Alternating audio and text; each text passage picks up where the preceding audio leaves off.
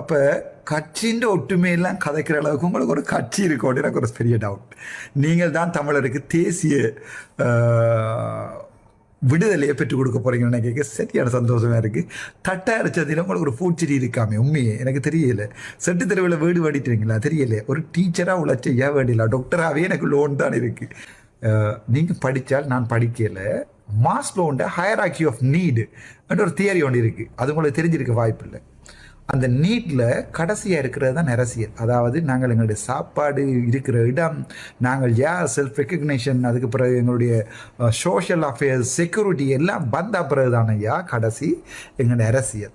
அதாவது எங்களுடைய final destination தான் அரசியல், தேசிய இது. ஆனால் நீங்கள் எங்களோட தமிழ் மக்களுக்கு உண்மையை சொல்ல போகிறதும் இல்லை, நீங்களும் உண்மையை விளங்க போகிறதும் இல்லை. இப்போ பொருளாதார முன்னேற்றம் தேவையில்லை. கிளிநொச்சியில் இருக்கிறவன் முழுக்க பிச்சை எடுத்தால் பரவாயில்லை. உங்களை பொறுத்த வரைக்கும் அவங்களுடைய வாக்குகள் வந்தால் காணும். ஆனால் உங்களுக்கு தட்டாரியில் ஒரு பூச்சிடி இருக்குன்னு காய்க்கிறாங்க. உண்மையோ பொய்யோ தெரியலை. உங்களோட சொந்தக்காரர் இருந்தவோ என்னவோ தெரியலை. பிள்ளைண்டா இப்போ நான் சொல்கிற பிள்ளை என்று சொல்லுங்க. செட்டு தெருவில் காணி வெளிநாடுகளுக்கு எல்லாம் போகிறீங்களே கலகாசு. எனக்கும் பாராளுமன்றத்தில் வர அதே சம்பளம் தான் வருது. ஆனால் கொஞ்சம் கஷ்டமாக இருக்குது. நீங்கள் பாராளுமன்ற சம்பளத்தில் இப்படிலாம் வெளிநாட்டுக்கு போகலாம்னு எனக்கு தெரியல. மேபி நீங்கள் பரம்பரை பணக்காரரோ 160 பஸ் இருந்துச்சோ 4 தியேட்டர் இருந்துச்சோ தெரியல. எனக்கு அப்படி இருந்தும் எனக்கு கஷ்டம். இங்கே ஜாழ்ப்பாணத்தில் கூவ வேண்டியது என்னண்டு தையிட்டு விகாரை இடிப்போம்ண்டு, அங்கே பாராளுமன்றத்தில் சூவ வேண்டியது நாங்கள் வந்து உண்டாயிருப்போம் மச்சானண்டு. எனக்கு விளங்கியல் உங்களோட அரசியல். அடுத்தது மக்கள் நாங்கள் செய்கிறது பிழையண்டா மக்கள் தீர்ப்பை திரட்ட மாட்டோம். எனக்கு ஒரு டவுட் என்னண்டா, உங்களை தலைவர் தமிழற்ற அரசியல் பிரதிநிதிகளோட விடைக்கு 22 பேர் நாங்கள் இருந்தாங்க. இப்போ மக்கள் தீர்ப்பு சொல்லி சொல்லி சொல்லி சொல்லி சுமந்திரனையும் வெளியால் போட்டு, அது பிறகு உங்களுடைய முன்னாள் அரசியல்வாதி எல்லாம் போட்டு, இப்போ நாங்கள் எத்தனை பேர் நிற்கிறீங்க உங்களுடைய தமிழரசு கட்சியில் ஜாழ்ப்பாணம் கிளிநொச்சி தேர்தல் தோழியில் எத்தனை பேர் இருக்கிறீங்க? அதுதான் மக்களிட தெளிவான தீர்ப்பு.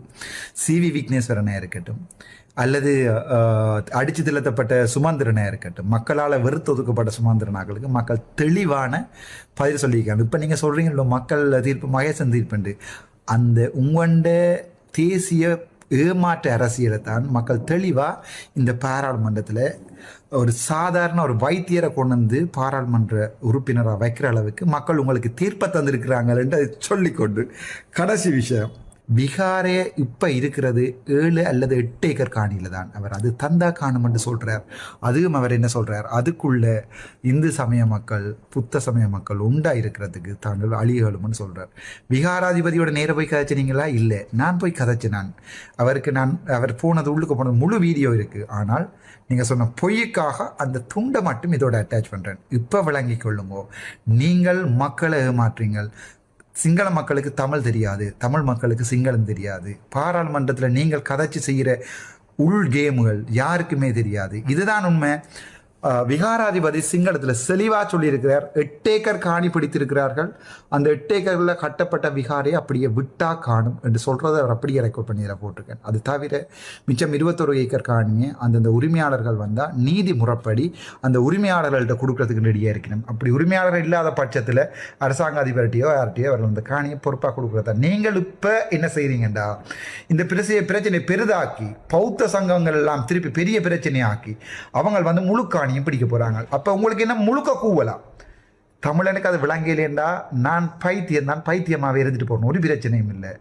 இவர்கள் இப்ப இந்த பிரச்சனை தொடக்கி இருக்கிறது தென்னிலங்கையில் இருக்கிற அரசியல்வாதிகளோட சேர்ந்து. தென்னிலங்கை அரசியல்வாதிகள் இப்ப அங்க சொல்லுவார்கள் பௌத்த சங்கத்திட்ட அப்படி விடக்கூடாது, நீங்க போய் முழுக்க பிடிங்கொண்டு. இப்போது அவர்கள் வந்து 120 ஏக்கரையும் பிடிப்பார்கள். அதுக்கு பிறகு என்ன நடக்கும்டா, இந்த இனப்பிரச்சனை கொழுந்து விட்டு எரியும், அரசியல்வாதிக்கு திரும்ப திரும்ப ஓட் விழும். இதுதான் உண்மை. இந்த உண்மையை தெரியாம எங்களுடைய தமிழ் மக்களும் சின்னாபின்னப்படினம், நீங்களும் தமிழரையும் சிங்களவரையும் சின்னாபின்னப்படுத்துங்கள். இதுதான் உண்மை. இந்த உண்மையை யாரும் ஏற்றுக்கொண்டா என்னை ஏற்றுக்கொள்ளுங்க, இல்லை ராமநாதன் அர்ச்சுனா பொய்யண்டா உங்களுக்கு நல்ல ஒரு அரசியல்வாதியை தேடிக்கொள்ளுங்க.